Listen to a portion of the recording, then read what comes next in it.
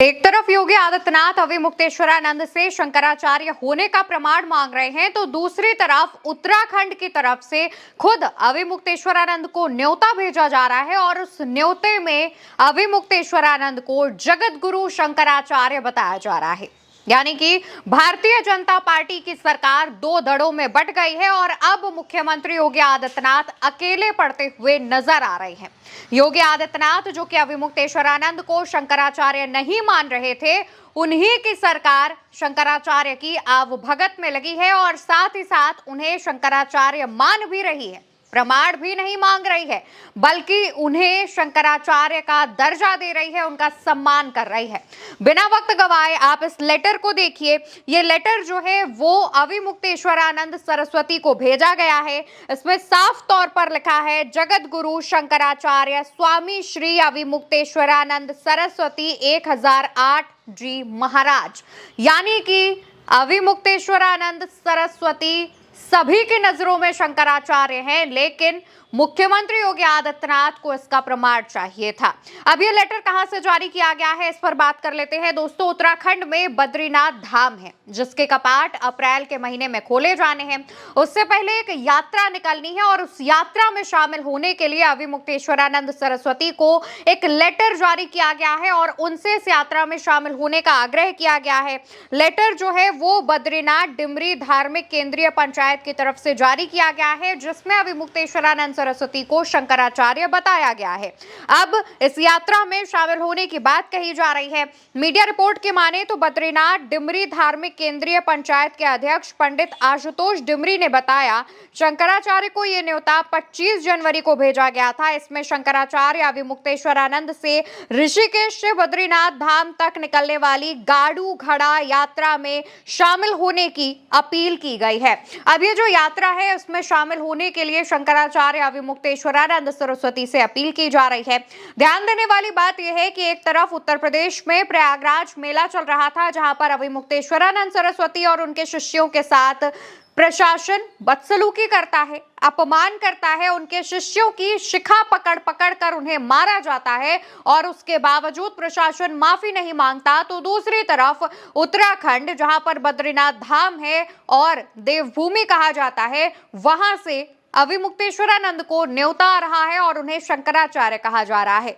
उत्तराखंड में भी भारतीय जनता पार्टी की सरकार है और पुष्कर सिंह धामी वहां के मुख्यमंत्री हैं। इससे पहले अमित शाह का भी बयान सामने आया था, जिसमें उन्होंने सनातन को लेकर के बड़ी बात कही थी। यानी कि अब एक तरीके से देखेंगे तो भारतीय जनता पार्टी के वरिष्ठ नेताओं में योगी आदित्यनाथ अकेले पड़ गए हैं, क्योंकि शंकराचार्य से जिस तरीके से उन्होंने प्रमाण मांगा, जिस तरीके से उनका अपमान करने की कोशिश की, उसमें मुख्यमंत्री योगी आदित्यनाथ का साथ कोई भी नहीं दे रहा है। यानी कि चारों तरफ से मुख्यमंत्री योगी आदित्यनाथ घिरते जा रहे हैं और आने वाले 2027 के चुनावों में ये योगी आदित्यनाथ की छवि के लिए बहुत ही डैमेजिंग साबित हो सकता है। अब ये जो यात्रा है उस पर भी थोड़ा विस्तार से बात कर लेते हैं। तो दोस्तों, इस यात्रा को गाड़ू घड़ा यात्रा कहा जा रहा है, जो कि चारधाम यात्रा की औपचारिक शुरुआत माना जाता है। इस यात्रा में क्या होता है, कैसे होता है, इस पर बात करें तो यात्रा की शुरुआत टिहरी से की जाती है, जहां पर डिमरी समुदाय की जो सुहागिन महिलाएं हैं वो एक खास तरीके से तिल का तेल तैयार करती हैं। इस दौरान महिलाएं साज श्रृंगार करके एक जगह पर इकट्ठा होती हैं, मुंह पर पीले रंग का कपड़ा बांधती हैं और सिलबट्टे की मदद से तिल का तेल तैयार करती हैं।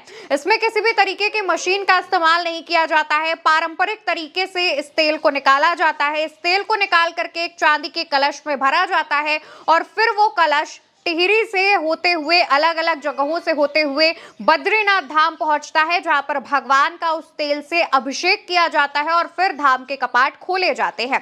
तो एक तरीके से ये एक धार्मिक यात्रा है और इस धार्मिक यात्रा में शामिल होने के लिए शंकराचार्य अविमुक्तेश्वरानंद को न्योता भेजा गया है। शंकराचार्य का कहना है कि वो इसमें शामिल होंगे। बताते चले कि शंकराचार्य अविमुक्तेश्वरानंद सरस्वती से एक बार नहीं बल्कि 2 बार मुख्यमंत्री योगी आदित्यनाथ की सरकार और प्रशासन ने शंकराचार्य होने का प्रमाण मांगा था। पहली बार उनको पहला नोटिस जारी करके ये बात कही गई थी और दूसरी बार उनके दूसरे नोटिस के दूसरे पन्ने में इस बात का जिक्र किया गया था कि आप शंकराचार्य नहीं हैं और हैं तो इसका प्रमाण दें। जिसके बाद शंकराचार्य अविमुक्तेश्वरानंद ने न सिर्फ लिखित में प्रमाण दिया बल्कि खुद उनके सुप्रीम कोर्ट के वकील मौके पर पहुंचे थे और उन्होंने भी तमाम जानकारियां आम जनता और सरकार तक पहुंचाई थी। बताते चलें कि अविमुक्तेश्वरानंद सरस्वती प्रयागराज का माघ मेला बीच में ही छोड़कर काशी चले गए हैं, काशी में हैं और इन दिनों काशी से ही तमाम चीजें कर रहे हैं और काशी में ही वो विराजमान है और वहीं से ही वो तमाम चीजों को लेकर के बयान भी दे रहे हैं। इसी दौरान काशी में ही उन्होंने मुख्यमंत्री योगी आदित्यनाथ को 40 दिनों का अल्टीमेटम दिया था और कहा था कि अब योगी आदित्यनाथ साबित करें कि वो असली हिंदू हैं या नहीं। लेकिन जिस तरीके से शंकराचार्य अविमुक्तेश्वरानंद के विवाद में मुख्यमंत्री योगी आदित्यनाथ घिरते जा रहे हैं, उनकी मुश्किलें बढ़ती जा रही हैं, आपको क्या लगता है 2027 का चुनाव मुख्यमंत्री योगी आदित्यनाथ के लिए कितना मुश्किल होने वाला है? इसका जवाब कमेंट सेक्शन में लिखिएगा और चैनल को याद से सब्सक्राइब कीजिएगा। नमस्कार।